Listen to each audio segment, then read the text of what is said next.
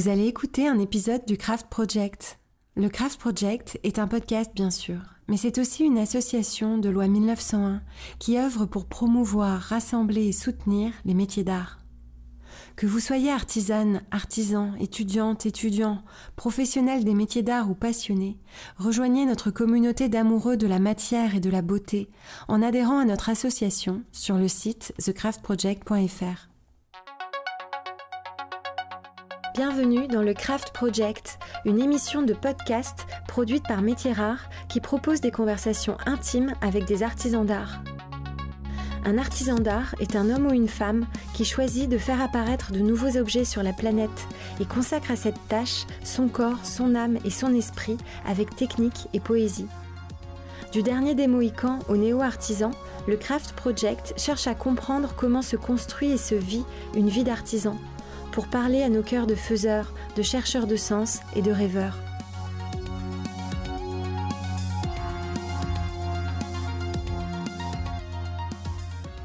Je suis Raphaël Lebeau et aujourd'hui, j'interroge Monique Friedman et Lison Decaune dans le cadre d'une conversation sur la place des femmes dans l'art et dans les métiers d'art. Nous sommes accueillis par la maison de vente Christie's qui organise pour la première fois une vente dédiée aux femmes intitulée Women in Art. Les plus fidèles d'entre vous ont entendu Lison Decaune dans l'épisode 14 de la saison 1 de ce podcast. Lison Decaune est maître d'art en marqueterie de paille, amoureuse des arts décoratifs dans lesquels elle a grandi puisque son grand-père était le grand décorateur André Gros. Je n'ai pas encore eu la chance de podcaster Monique Friedman, dont le travail me touche énormément. Monique Friedman est une artiste majeure de la peinture abstraite. Ses œuvres sont exposées du Japon aux États-Unis en passant par les plus grandes villes d'Europe. Elle a notamment été présentée au Centre Georges Pompidou en 2009 dans le cadre du premier accrochage d'une collection permanente de musées dédiée aux femmes. Avec The Craft Project, vous le savez, nous parlons de techniques, de poésie et de destin passionné. En réunissant ces deux femmes inspirantes, nous avons voulu proposer une rencontre joyeuse, curieuse et engagée entre les beaux-arts et les arts appliqués.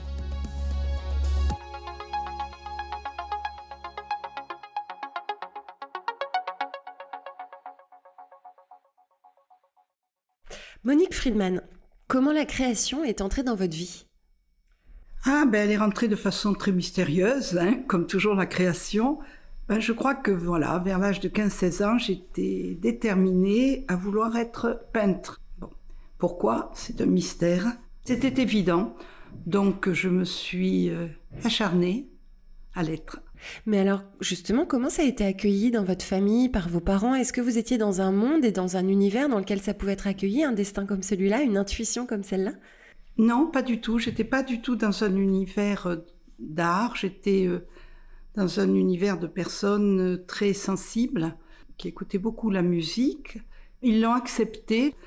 On a passé une sorte de contrat. Tu termines, tu passes ton bac, tu passes les examens pour être professeur de dessin, ce que j'ai été pendant 10 ans. Tu mènes ton travail et ton désir. Et ils m'ont vraiment soutenue. Et donc, quand je suis rentrée à l'école des Beaux-Arts, à Toulouse, en 63, les filles qui rentraient à l'école, quelque part, tout le monde souriait un peu, quoi. C'est-à-dire, elles étaient là en attendant l'époux. Voilà. Ouais. Ce qui n'était pas du tout mon cas. Ce qui n'était pas non plus le cas pour mes parents. C'était clair que je voulais être peintre et donc je serais peintre, mais il fallait trouver le moyen de pouvoir être autonome sur le plan financier. Et c'est pour ça que vous avez enseigné ? Et c'est pour ça que j'ai enseigné, oui. Voilà, le dessin. Alors, Lison Decaune, je vais vous demander comment la matière est entrée dans votre vie, parce que vous allez nous le redire, vous avez grandi dans un milieu culturel où la beauté, où les œuvres étaient très présentes, donc on arrive à imaginer comment la création est arrivée dans votre vie, mais le petit twist pour vous, c'est que vous, c'est la matière, vous êtes une faiseuse, vous n'êtes pas seulement une créatrice. Et comment ça s'est arrivé ? De façon assez naturelle, toute petite, j'ai tricoté, crocheté, brodé, en fait, tout ce qui était manuel m'a passionnée. Et comme on est quand même une lignée de beaucoup de femmes créatrices, ça n'a jamais posé de problème. Moi, je suis plus persévérante qu'ambitieuse, donc le fait de rentrer dans quelque chose de manuel, dans de la création manuelle, était plus rassurant que de se lancer effectivement dans une pure carrière artistique. D'accord, c'était plus rassurant pour vous, vous étiez plus à l'aise. J'étais moi plus à l'aise, oui. Et vous, Monique Friedman, vous étiez peintre, mais vous êtes très proche de la matière. C'est-à-dire que, en fait, là, en vous interrogeant toutes les deux, on va parler de cette frontière entre les arts créatifs et les beaux-arts, d'une certaine manière, qui est une frontière de fait. Mais comment vous la vivez, vous, cette frontière, dans votre vie ? Je crois que la peinture, de quelque manière qu'on la prenne et ce que l'on en fait, c'est de la pure matière, la peinture. Bien sûr. Voilà. Je fais une différence, effectivement, parce que l'objet, enfin une différence pas qualitative, l'objet que l'on crée dans la peinture, c'est un tableau, il n'est pas fait pour décorer. Il peut même être absolument insupportable et on peut très bien ne pas vouloir vivre avec. Les arts décoratifs sont faits quand même dans la conception du beau et pour agrémenter la vie des autres. C'est un peu la différence. Ce qui m'a tenu longtemps éloigné de ce qu'on pourrait appeler les arts décoratifs, c'est qu'il y a eu une telle ségrégation dans l'histoire de l'art entre ce qui était accordé aux femmes et ce qui ne l'était pas, que j'ai vraiment voulu garder des distances, parce que, en définitive, les femmes avaient le droit d'accéder aux ateliers de tissage, au Bauhaus, qui était quand même l'avant-garde dans les années 20. Au Bauhaus, elles n'avaient pas droit d'aller dans les ateliers de peinture. Dans les ateliers de peinture à Paris, elles n'avaient pas le droit d'avoir des modèles, de travailler d'après modèles. Et elles ont eu le droit toujours d'avoir accès aux ateliers, soit de tissage, soit de broderie, soit d'art décoratif, mais pas à la peinture. Il y a un interdit incroyable à ce qu'une femme touche un pinceau. Et ça, on peut en parler. Et justement, est-ce que vous pouvez essayer de nous l'expliquer aux femmes d'aujourd'hui, aux femmes de demain et aux toutes jeunes qui nous écoutent? Qu'est-ce qui leur faisait si peur aux hommes, en fait? Je pense qu'abord que la génération actuelle n'a pas les mêmes problèmes que la mienne. Les choses ont beaucoup avancé, heureusement, et aussi grâce à notre persévérance les unes les autres. Je ne sais pas qu'est-ce qui fait peur aux hommes. Je crois que la question, elle se pose même pas en termes de peur. Quelque part, c'est un domaine réservé au phallus. Moi, on m'a dit, un collègue peintre, en sortant de l'école des Beaux-Arts de Paris, puisqu'après j'ai fait Paris, m'a dit, en rigolant, « Mais enfin, Monique, comment tu peux tenir un pinceau à main puisque tu ne peux pas tenir ta bite ?» Ah oui. Voilà, c'est tout. Élégant ce collègue. C'est assez bon. À l'époque, on se parlait franchement. Mais voilà un petit peu. Il y a une question de... Comme si la femme, malgré tout, était vouée à être mère ou épouse et qu'on ne peut pas créer un enfant et créer une œuvre. Ce qui est un pur fantasme de la société. Je ne dirais pas des hommes, je dirais de la société. Toute la génération des très grandes artistes, un peu plus âgées que moi, comme John Mitchell, comme Shirley Jaffé, on en a parlé souvent. Elles n'ont pas eu d'enfants, elles en ont été très malheureuses, parce que pour entrer dans la communauté des artistes peintres hommes, il était impossible d'avoir un enfant, et c'était même tabou pour elles-mêmes. Je ne pourrais pas porter un enfant, élever un enfant et en même temps tenir le pinceau. Donc c'est très compliqué parce que les interdits sont assimilés par les femmes artistes. C'est un effort énorme de les transgresser. C'est très intéressant et c'est vrai que ce que vous dites, c'est que les arts décoratifs étant plutôt un domaine dans lequel les femmes étaient cantonnées, vous avez voulu peut-être vous en libérer. Et vous, Lison de Caunes, parce que c'est vrai que j'ai un peu commencé en disant que vous aviez évolué dans un univers masculin, mais en l'écrivant, j'étais pas sûre que ce soit juste pour vous. Oui, il se trouve que j'ai évolué dans un univers féminin, effectivement, parce qu'on est une lignée de femmes, mais un univers féminin très revendicateur. On a toujours revendiqué la place des femmes, mais ce qui m'intéresse dans ce que dit Monique sur la peinture, il s'est passé la même chose dans la musique. Les femmes musiciennes ont été étouffées, soit par leur mari, soit par la société. C'est incroyable. Alors que dans le monde de l'artisanat, donc qui est mon monde, il y a quand même plus de liberté parce que l'artisanat se rapproche plus justement des travaux manuels. Donc c'est plus facile, je crois, de trouver une place dans le monde de l'artisanat que dans le monde de la pure création. Alors oui, mais peut-être pas dans tous les métiers. Dans l'artisanat, des métiers perçus comme féminins, des métiers de sous-traitance, de couture, d'ennoblissement. Très bien, mais vous avez inventé un métier avec la marqueterie de paille. Est-ce que vous pensez que votre sexe, à un moment ou un autre, a été un avantage ou un inconvénient dans ce chemin-là ? Franchement, non. Franchement, non. C'est pas un sujet. Je pense pas que... J'ai jamais eu l'impression d'être confrontée à quelque chose qui soit lié à mon genre, en fait. D'accord. Franchement, non. Même en tant que créatrice ? La différence entre artiste et artisan est insoluble à mon avis. Moi, je me vis comme une artisane. Bien sûr. Je ne me vis pas comme une artiste. C'est pour ça que j'ai besoin de cette collaboration souvent avec des artistes, parce qu'ils m'apportent un imaginaire que moi, je n'ai pas. Moi, je suis bonne dans la création de ma matière. Vous travaillez avec des grands décorateurs, c'est eux vos clients? Oui, c'est mes clients et des designers aussi qui m'apportent justement leur folie, leur imagination et du coup qui font une collaboration très riche.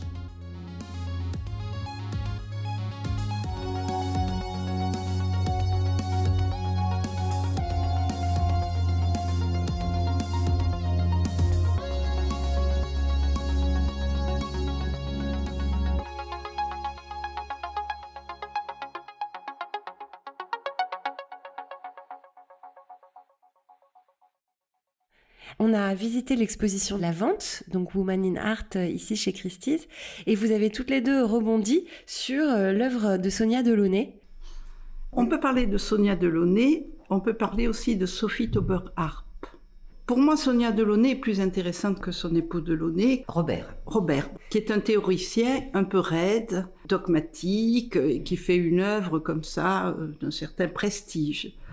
Sonia, qui quelque part laisse la place à son mari sur ce terrain-là, va travailler le textile, va travailler tout avec une liberté, une poésie, un sens de la couleur, moi je trouve extraordinaire. Donc quelque part il y a un partage des territoires. Le territoire du grand art pour son époux et le territoire, une chose plus... on dirait pas artisanale, mais liée au textile. Quelque chose qui est plus lié à la vie quotidienne. Voilà, enfin, oui. Voilà. Pareil pour Sophie Tauber-Arp, que moi je trouve beaucoup plus fort aussi que Arp, avec qui ils étaient très liés, très en fusion. La question n'est pas... dont on commence à vraiment se rendre compte de l'ampleur de la réflexion. C'est pareil, elle se rabat beaucoup plus sur le textile, voilà. C'est assez courant, disons, de cette démarcation comme ça, où dans un couple... la partie noble, entre guillemets, est laissée au conjoint. Dans le monde de l'artisanat aussi, c'est très classique, hein, les ateliers où l'homme est à l'atelier et la femme est à la comptabilité et n'a jamais de reconnaissance. Pendant des années, d'ailleurs, elle n'avait même pas de statut juridique, elle n'était pas déclarée, rien. Alors qu'aujourd'hui, moi, j'ai encore beaucoup de mal à imaginer un atelier où la femme soit la créatrice à l'atelier et l'homme à la comptabilité. Je pense que c'est une position que les hommes accepteraient assez peu. Je cherche un exemple. Ben, j'en vois pas beaucoup autour de moi, alors que l'inverse, il y a beaucoup d'ateliers qui sont effectivement organisés comme ça. C'est vrai. Dans la jeune génération, là, des artisanes d'art qui s'installent, elles sont très indépendantes. Il y a un vrai changement. Ouais. Moi, je vois bien dans tous les métiers, même les métiers du bâtiment, il y a de plus en plus de femmes aujourd'hui. Il y a des femmes qui travaillent le bois, qui travaillent la maçonnerie. Enfin, mais de plus en plus, il y a une offre pour les femmes. Enfin, elles ont revendiqué cette place-là. Oui, c'est vrai. Et on a interviewé notamment une bronzière d'art qui s'appelle Laura de Michelis. Et puis, à l'atelier métal de l'école Boulle, il y a plus de filles que de garçons. Exactement. Enfin, il y a vraiment... Oui. Sur ces métiers perçus comme masculins, en fait, les femmes s'autorisent de prendre ces territoires-là. Et ça va être intéressant de voir comment cette génération s'exprime ensuite, en effet, économiquement. Pour revenir sur le couple, vous avez traversé la vie avec un homme scientifique, puisque vous êtes l'épouse du professeur Friedman, qui est donc un homme de la science, et vous êtes dans vos territoires. Et comment ça s'est équilibré, vous? Est-ce que vous avez pu avoir toute votre place de créatrice et soutenue comme telle? Ça a été compliqué ou ça a été... Non, je veux dire que quand j'ai connu René, mon époux, il était étudiant en médecine.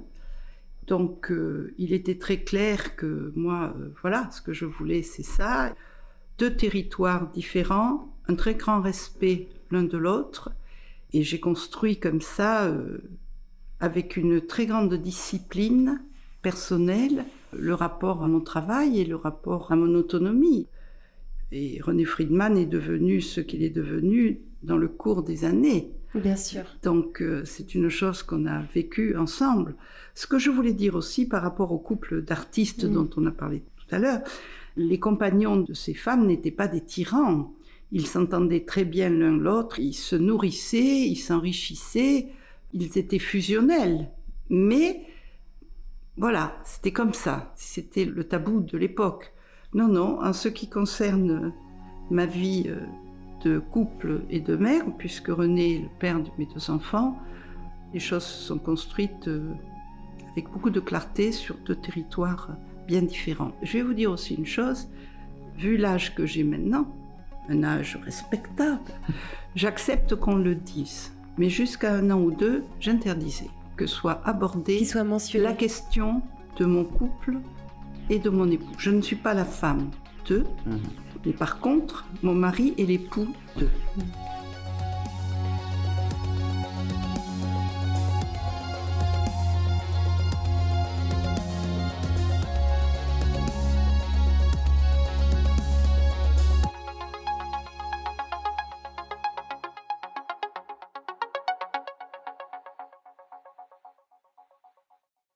Alors vous avez eu donc cette chance et cette liberté, cet équilibre dans votre vie personnelle. Oui. En revanche, on a eu un exemple d'une peintre dont on a vu l'œuvre qui s'appelle Louise Moillon, qui signait bien ses œuvres Louise Moillon, et dans le marché de l'art, les experts l'a mentionné comme Louis Moillon. C'est plus vendable. Voilà, parce que c'est plus vendable. Et donc on rigolait en se disant que c'était un autre temps.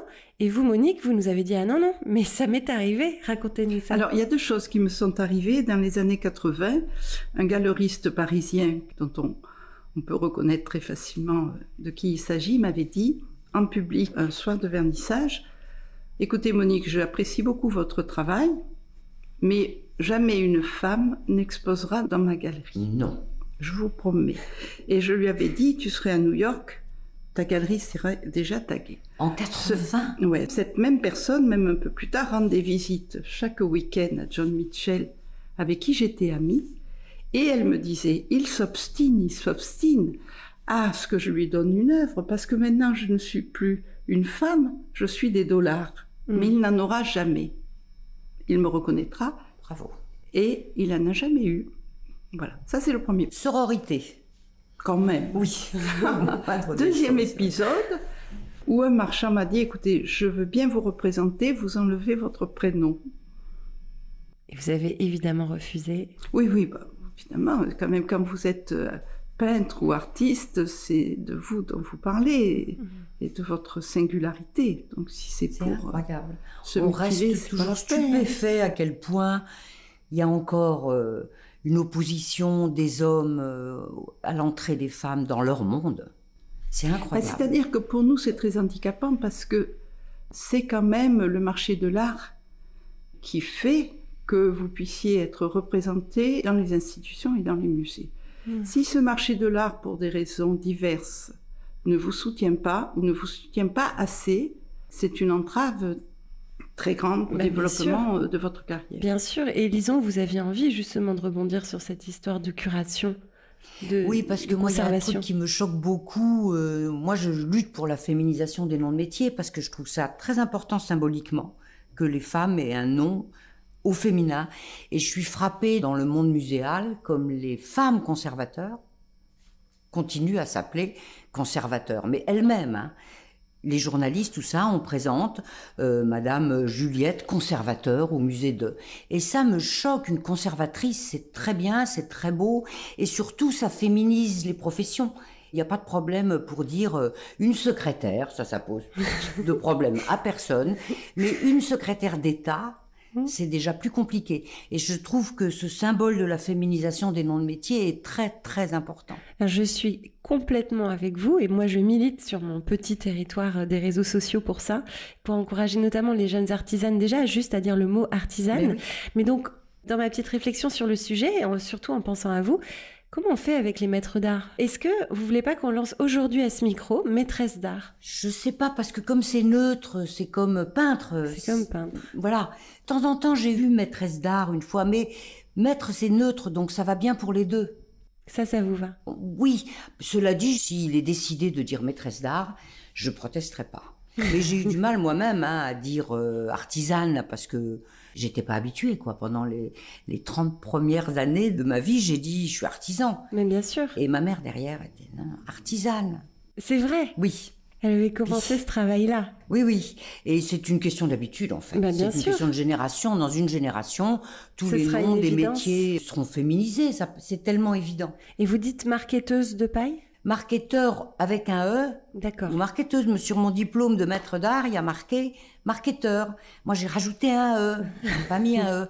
C'est-à-dire, il faut tout le temps se battre. Je lutte aussi pour chevalière de la Légion d'honneur, ce qui passe très, très mal. Bien sûr, très mal. chevalière. Chevalière de la Légion d'honneur. Mais évidemment. Bah oui. Mais ça, c'est très difficile parce que c'est vraiment des mondes d'hommes avec des académies qui sont tenues par des hommes et c'est très figé à ce niveau-là. Et ben on revient exactement à ce qu'on disait sur les institutions, les conservateurs de musées. En fait, cette barrière à la visibilité qui aujourd'hui, il y a quand même encore des gardiens d'un temple qui sont plutôt masculins et c'est un petit peu difficile de passer cette barrière-là pour être programmé. C'est quand même incroyable qu'on soit en 2021 et que ce soit la première fois que Christie's fasse une vente dédiée aux artistes femmes. On est en 2021, donc, et c'est une femme qui l'organise, et c'est évidemment par hasard. Donc il y a quand même quelque chose à faire, et c'est là, vous parliez de sororité tout à l'heure, et peut-être qu'en effet, c'est ce qui est en train de se passer, c'est que chacune dans nos domaines, dans nos territoires, et par nos combats, on ouvre des portes pour toutes les autres. Et c'est ce que vous disiez, Monique, aussi, c'est que ce qu'on vit aujourd'hui, c'est le travail des artistes qui, depuis 50 ans, ont pris des portes et les ont forcées une à une. On peut dire ça ? On peut dire ça, oui. J'espère qu'effectivement, le chemin sera plus égalitaire, plus facile pour les artistes et artisanes, femmes, voilà. Je pense que ça sera plus facile, mais je pense que c'est un combat sans fin. Parce que les portes sont souvent prêtes à se refermer. On est stupéfait des reculs qu'il peut y avoir dans l'émancipation féminine. Donc je pense qu'il ne faut pas lâcher le combat. Il ne faut jamais se dire qu'un droit acquis est acquis pour la vie. Bien sûr. Et Monique, comment ça s'est passé justement l'exposition à Beaubourg où c'est Camille Morino qui était conservatrice des collections qui a réussi à obtenir, évidemment c'était une femme, de faire un accrochage des collections permanentes avec exclusivement des peintres femmes. Est-ce que ça a été difficile pour elle de faire accepter ça? Je pense que ça a été très très difficile parce qu'en fait ce qu'elle a voulu c'est sortir des réserves. C'est-à-dire quand vous êtes dans la réserve, vous pouvez être complètement enterrée vivante, enfin l'œuvre du moins. Ouais. Voilà. Ça a été une très grosse bataille. C'était une très très grosse bataille pour elle. Et c'était d'autant plus paradoxal que cette exposition a eu un très très grand succès et un nombre de visiteurs très très important. Mais voyez par exemple, il y a actuellement une exposition à Beaubourg sur Elles ont fait l'abstraction. Bon, c'est une exposition très intéressante avec de très belles œuvres. On ne peut que s'en réjouir. Mais quand même, je suis très préoccupée par le fait que la scène française n'existe pas. Combien de femmes françaises ont été présentes ? 4 femmes françaises, dont 3 mortes. Ouais, c'est dur. Voilà. Or, la scène française, par rapport au travail des artistes femmes, est extrêmement riche, que ce soit dans la chorégraphie, que ce soit dans la peinture, que ce soit dans le théâtre, que ce soit... tout est extrêmement... il y a énormément d'artistes. Et bien voilà. Alors, je me plaignais auprès d'une amie critique d'art qui a toujours soutenu mon travail. Je disais, écoute, tu te rends compte? Elle me disait, mais heureusement que tu n'y es pas parce que ce sont que des artistes mortes. Ce qui est quand même aussi très intéressant. 4 artistes françaises, je dirais pas françaises, excusez-moi, parce que mon problème n'est pas celui-là. 4 artistes de la scène française, c'est-à-dire elles peuvent venir de pays différents, mais elles vivent en France et elles travaillent en France et elles sont positionnées en France. C'est ça qui est important, c'est la scène française. Eh bien, 4 artistes seulement, dont 3 décédés. C'est incroyable le retard de nos institutions françaises par rapport à la scène française. Il n'y a rien à faire. C'est bloqué. Mais c'est bloqué. Là, en l'occurrence, c'est un conservateur ou une conservatrice? Vous savez, hein, l'action du sexe, là, c'est vraiment, c'est pas comme ça. C'est pas parce qu'on est une conservatrice qu'on va soutenir des artistes femmes. C'est Emma Lavigne, c'est une très bonne conservatrice du musée Beaubourg. Elle a fait un très bon travail, mais un travail historique, en collaboration avec, disons, le travail que font les anglo-saxonnes et surtout les américaines. Mais rien, alors qu'il y a un travail qui se fait en France, rien sur la scène française. Évacué. Alors que c'est leur devoir.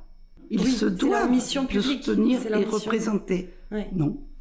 C'est fou. Ouais, c'est ça. Et justement, Camille Morino a créé une association qui s'appelle Aware Oui. pour documenter le Oui. travail des femmes. Parce qu'elle s'est rendue compte en faisant cet accrochage qu'il y avait très peu de documentation, de conservation. Qu'est-ce qui nous a raconté les œuvres qui ont été jetées à la Oui, de succession? Hopper. La femme de Hopper. Sa femme était peintre aussi. Bon, elle n'était pas une aussi bonne peintre que lui, mais c'était aussi un couple qui se sont un peu nourris. Elle l'a relancé dans ses moments de dépression. Elle était peintre, elle a peint toute sa vie, et à la fin de sa vie, elle a donné, avant de mourir, toutes ses œuvres à un musée. Le musée a accepté, trop content de récupérer toutes les œuvres d'Hopper. Et puis il y avait une trentaine de tableaux de sa femme qui avaient pas une cote, mais en fait qui existait quand même, qu'elle en avait vendu quelques-uns. Ils ont tout donné à des institutions, des maisons de vieillesse, et le reste, ils l'ont jeté, semble-t-il. Il reste 3 œuvres de cette femme. Ouais, c'est vraiment Elle a été un mépris. annihilée, Ouais, effacé. effacée.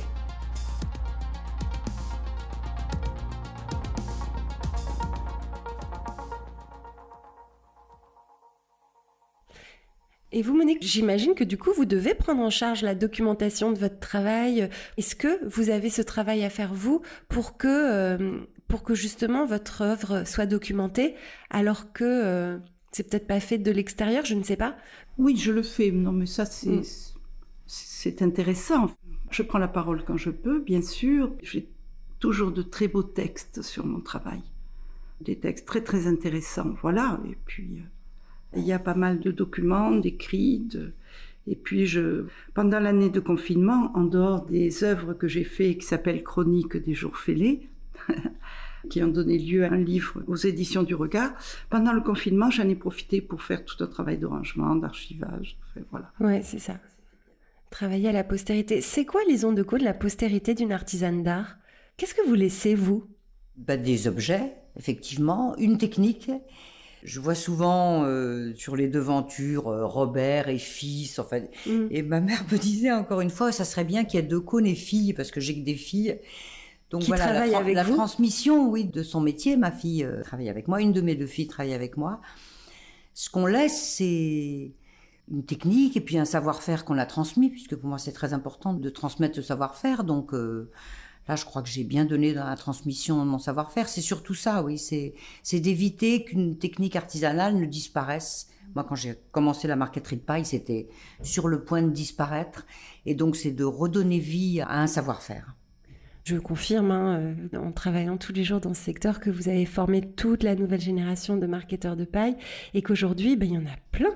Il y en a plein. Pendant 20 ans, j'ai eu aucune concurrence. Oui. J'étais la seule. Donc, je régnais facilement. Oui. Aujourd'hui, je règne, mais il faut que je me batte pour continuer à régner parce qu'il y a une vraie concurrence et puis il y a des vrais talents en plus. Il y a des créateurs en marqueterie de paille et créatrices qui font vraiment des très belles choses. Donc, c'est très satisfaisant pour moi, ça. Et c'est tout le paradoxe d'un maître d'art, c'est qu'il doit former les personnes qui vont lui faire concurrence par définition. Mais sans concurrence, on n'avance pas. La concurrence, elle nous oblige à innover tout le temps, à trouver de nouvelles techniques, à faire avancer sa technique. Rien n'est plus triste que de ne pas avoir de concurrence. Et c'est un très beau dispositif, les maîtres d'art, parce que c'est justement l'obligation de transmettre son savoir-faire et d'éviter que des savoir-faire ne disparaissent. S'il n'y a pas de transmission, ça disparaît. Et alors justement, à propos de concurrence, alors je vais essayer de me souvenir de tous les noms par cœur, mais je voudrais parler d'une initiative qui a été prise par 4 toutes jeunes artisanes qui viennent d'installer leurs ateliers, qui s'appellent Lucie Touré, Morgane Barogel-Crou, Solène Jolivet et Laurentine Périlou, qui sont toutes artistes autour du textile, du tissage ou du papier, et qui se sont réunies toutes les 4 alors qu'on pourrait imaginer qu'elles sont concurrentes, c'est pour ça que j'associe, et elles ont décidé de réunir leurs forces pour trouver un espace dans lequel montrer leur travail. Elles ont fait une exposition merveilleuse dans la galerie Maillaro.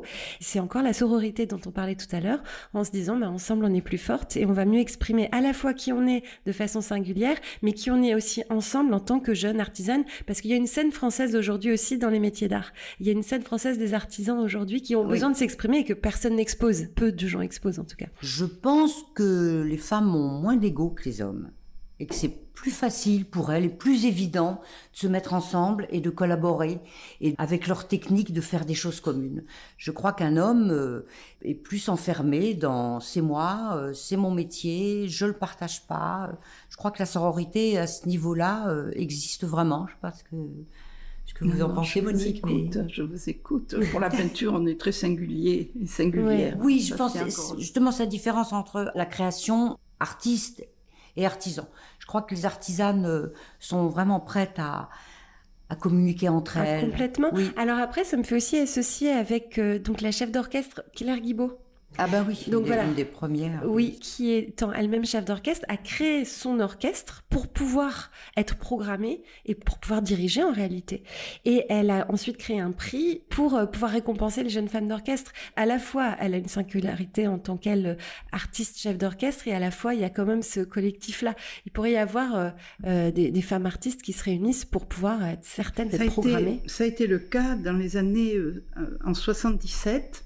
La situation était tellement difficile. On s'est réunis, on s'appelait Femmes Art. Bon. Et on se réunissait dans l'atelier de chacune pour discuter, pour se soutenir, pour voir où en était la situation. Mais c'était pas une intervention dans le travail. Il y avait pas voilà.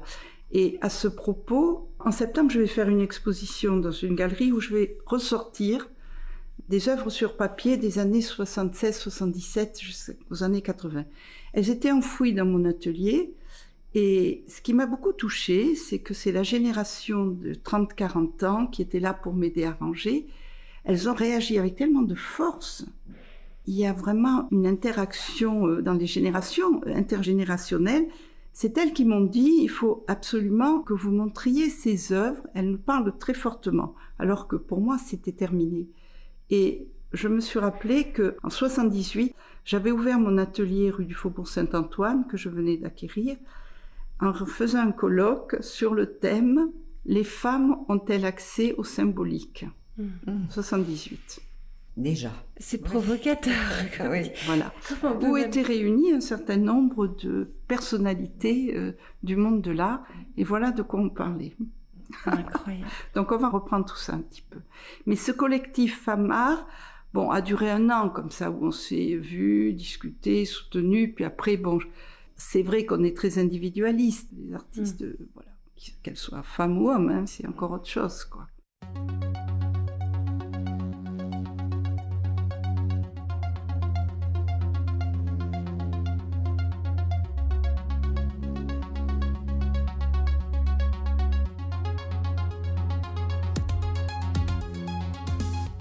Alors il y a une question que je pose systématiquement dans ce podcast, c'est les anges gardiens qui ont été sur la route. Est-ce que pour vous, Monique, il y a eu des anges gardiennes qui ont été importantes sur votre chemin, dont on pourrait dire le nom? Oui, il y a eu 2 anges gardiennes, mais il y a eu autant d'anges gardiens. La première galerie qui m'a montré était un homme, et je peux le dire d'ailleurs, c'était Baudouin Le Bon, qui a eu ce courage. Et le premier musée qui m'a montré, qui était le musée des Sables d'Olonne, était tenu par Henri-Claude Cousseau, qui était un jeune conservateur à l'époque.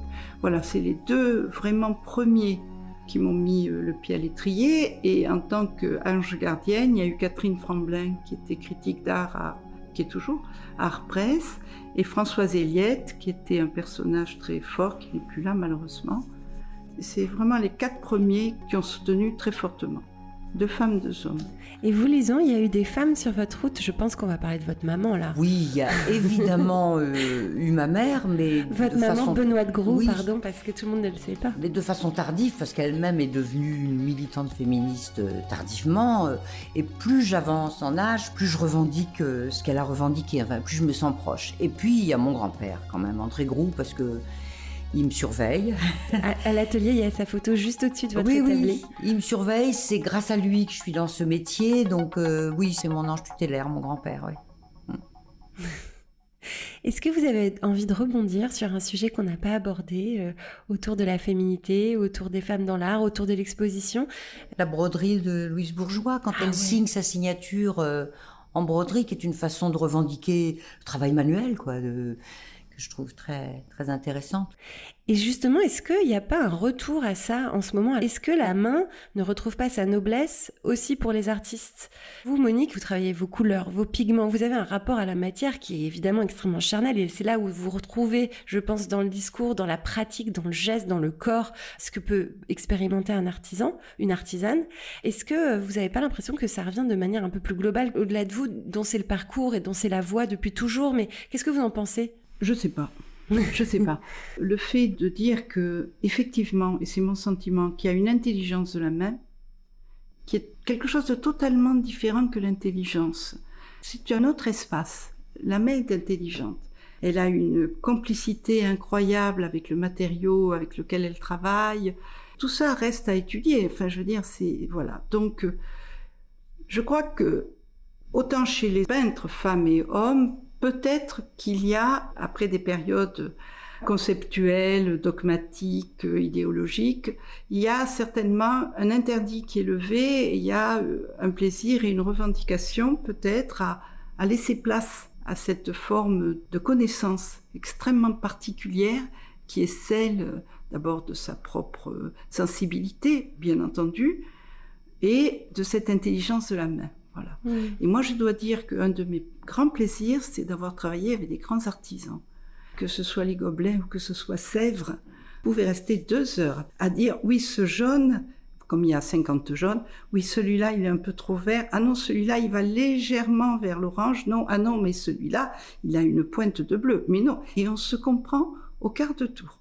Avec qui voulez-vous parler si ce n'est avec ces grands artisans? Et c'est un très, très grand plaisir. Racontez-nous votre collaboration avec les Gobelins. C'était quand? Qu'est-ce que ça a donné? Alors, les Gobelins, leur vocation, c'est effectivement de prendre comme carton un de vos tableaux et de les transformer donc soit en tapisserie, soit en tapis. Mais il y a eu, à un moment donné, une ouverture en demandant, enfin, en tout cas en ce qui me concerne, en me demandant de faire quelque chose, peut-être aussi presque moi-même. Donc, j'ai travaillé avec leur laine, donc évidemment on a choisi les couleurs dans l'atelier des couleurs, enfin, c'est extraordinaire. C'est magique. Oui, c'est magique. Et j'ai fait comme un rideau de cordes, qui est toujours d'ailleurs dans l'entrée des Gobelins, un rideau de cordes entouré des soies et des laines des Gobelins, quoi. C'est comme une sorte de rideau de vous-même, couleurs. Vous êtes allé, vous avez voilà, vous-même j'ai travaillé avec eux, forme. voilà, mais enfin on a travaillé ensemble. Vous avez travaillé sur leur métier à tisser, sur les lisses? Non, là. C'est très difficile. Compliqué. Oh là là, ça, c'est jamais très de la vie. difficile. J'admire énormément, moi, ce savoir-faire. Et on a réalisé un paravent aussi. D'accord. Voilà, avec eux. Mais disons que j'y ai mis la main à la pâte, mais pas sur les métiers, c'est impossible. Ça. J'ai aussi, et je continue à travailler avec des grands vitraillistes, qui est l'atelier du chemin, et là aussi, il y a une incroyable complicité, parce que je peins sur le verre, mais guidée par leur savoir, parce que moi, je ne peux pas savoir qu'une poudre grise, quand ça va passer au four, va devenir un bleu extraordinaire. C'est fascinant. Voilà.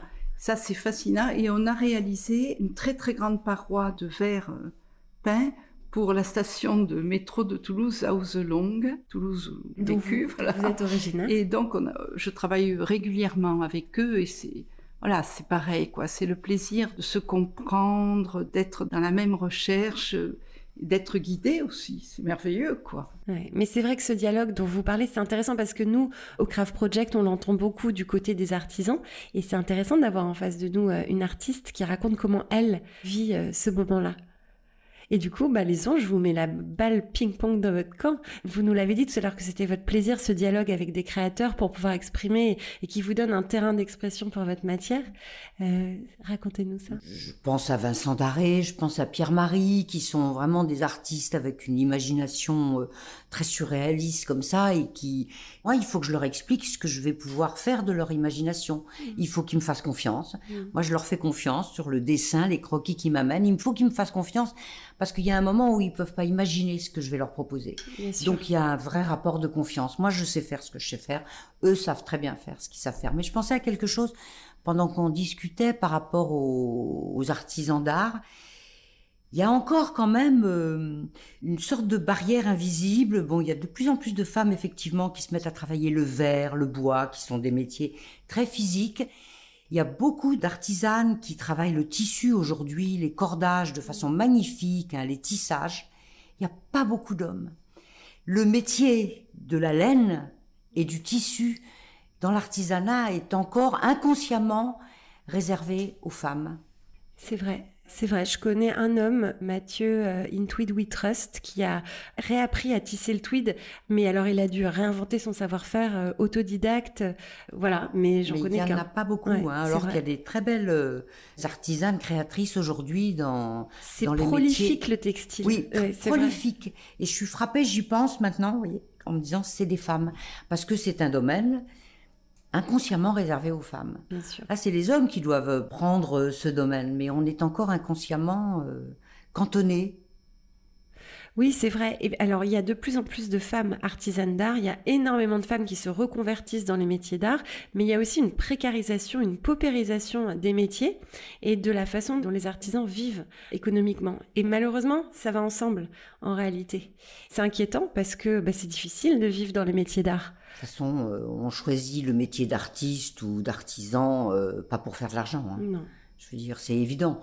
On le choisit, on se débrouille, on a la passion, on s'accroche, mais ça fait partie du jeu. Bien sûr. C'est ce qu'on dit à chaque fois oui. à ce micro-là. Oui. C'est que même les parcours les plus exemplaires, c'est une autre définition du mot exemplaire et du mot réussite qui se situe absolument pas là. La démarche première n'est pas de faire de l'argent, évidemment. Si on gagne bien sa vie, tant mieux, mais on gagne souvent très mal sa vie. Voilà. Parce qu'on réinvestit tout dans les matières, dans l'atelier, dans la transmission. Et ça, c'est des moments du temps passé qui sont jamais financés. La recherche et la transmission. Bien sûr que non. Puis il y a un moment de reconnaissance. Il faut attendre une certaine reconnaissance pour pouvoir se dire qu'on va enfin gagner un petit peu sa vie avec son métier. Et elle est très longue dans nos métiers, ça, il y a aucun doute. Là, peut-être que ça peut rebondir aussi sur le métier d'artiste. Combien de temps, je ne sais pas si ça peut se mesurer en temps, mais comment ça s'est passé économiquement? Parce que c'est une dimension très importante dans un parcours, dans un destin. J'ai enseigné pendant 10 ans dans les lycées collèges, ça en dit long déjà. Et puis ensuite, petit à petit, s'est mis en place la vente des œuvres. Et toujours pareil, ça rebondit comme ça. Ça dépend aussi de la qualité de vos marchands, parce qu'on est complètement très liés à eux. Exactement, c'est que contrairement à un atelier d'art où on est à la fois à l'établi et à la vente, quand on débute en tout cas au départ, c'est compliqué pour le coup pour une artiste de se vendre elle-même. Il y a toujours des intermédiaires. Je pense, enfin, très franchement, dans la façon dont est construit le marché de l'art, le rapport aux collectionneurs, la promotion, entre guillemets, de votre travail. Ça n'existe pas de Je crois que ça n'existe pas. Ou alors vous restez cantonné à quelques groupes comme ça de collectionneurs. Ou alors vous avez atteint un très haut niveau où vous pouvez vous passer de... Et encore, regardez les 5 artistes qui tiennent le haut du pavé. C'est très étonnant parce qu'ils pourraient très bien se passer de leurs marchands, parce que c'est eux qui amènent la cam et c'est eux qui ils ont tout le pouvoir. Eh bien, ils restent. Parfois, je me dis, c'est peut-être rassurant d'avoir un marchand. Oh, pas au niveau où ils sont. Pas au niveau. Non, je pense que c'est que il y a beaucoup d'argent en jeu. Il y a beaucoup d'argent en jeu. À un certain niveau. Oui, bien sûr. Et c'est vrai, ça, c'est une grande différence entre le monde des métiers d'art et le monde de l'art. Il y a, et on le sait, une spéculation. Donc, ça rentre de là dans une autre histoire. Oui, il y a une grande différence. D'ailleurs, dont les artistes ne profitent pas toujours. Oui, c'est ça. Alors passe au-dessus. Oui, exactement. Il n'y a pas de spéculation dans nos marchés. Moi, j'ai un peu honte de le dire, mais quand j'ai commencé à faire mon métier, le marqueterie de paille, le galuchin, enfin toutes les matières que j'ai travaillées, je gagnais pas un sou. J'étais mariée, j'ai fait 2 enfants. Alors, de temps en temps, il y avait une pièce ou une restauration qui me rapportait un peu d'argent. Mais je dois dire, toute seule, j'aurais pas réussi à faire manger mes 2 filles et mon mari. Donc ça a mis un certain temps avant que j'assoie ma réputation et mon métier pour pouvoir enfin en vivre. En fait, on se débrouille au début, on se débrouille tous. C'est ça aussi l'avantage d'être 2, parce que voilà, on s'entraide à un moment et se lancer dans ces métiers, c'est souvent très risqué. C'est pour ça que les parents freinent encore pour dire « Ah non, tu vas pas choisir un métier comme ça, il n'y a pas d'avenir. » Alors justement, ça c'est notre quête ici, c'est de raconter aux parents qu'il y a un avenir, que c'est peut-être pas un avenir de CDI extrêmement bien payé, mais c'est un avenir de vie riche, de vie économiquement solide, évidemment, et tous les artisans et les artisanes qu'on a interviewés en témoignent. Donc voilà, mais évidemment c'est pas facile. Mais c'est pas facile d'être artiste, c'est pas facile d'être soi en réalité, c'est pas facile d'avoir un destin singulier, je crois. Et puis de choisir un métier où on n'a pas d'assurance de ce qui va se passer. Voilà, c'est un peu un saut dans l'inconnu, mais qu'on fait avec tellement de passion que ça vaut tous les sauts. Oui, et puis c'est ce que disait Monique en commençant, c'est qu'il n'y avait pas le choix, en vrai. Vous n'avez pas vraiment choisi, il y a quelque chose de très mystérieux là-dedans. Moi, je l'entends avec chaque interview d'artisan, c'est qu'il y a une espèce de rencontre avec une matière qui ne laisse aucune option. En réalité, c'est la route. L'option que vous avez, c'est quand même la volonté et la persévérance. Oui, la persévérance. Oui, tout artisan, qu'il soit homme, femme, tout créateur, tous écrivains, tout ce que vous voulez, ce qui fait la différence, à mon avis, c'est la persévérance. L'obstination. Oui, vraiment, pour moi, c'est aussi des mots très, très importants. Oui. C'est une belle façon de finir cette conversation. Merci, mesdames. Merci beaucoup. Merci. Merci beaucoup.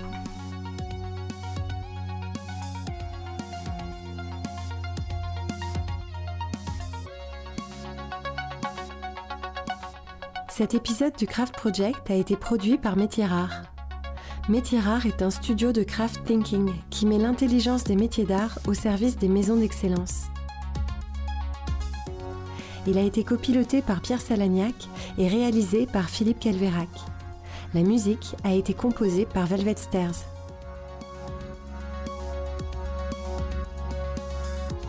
Si vous avez aimé cet épisode, dites-le nous avec 5 étoiles et un gentil commentaire sur Apple Podcast. On aime aussi vous lire sur Instagram, sur le compte the.craft.project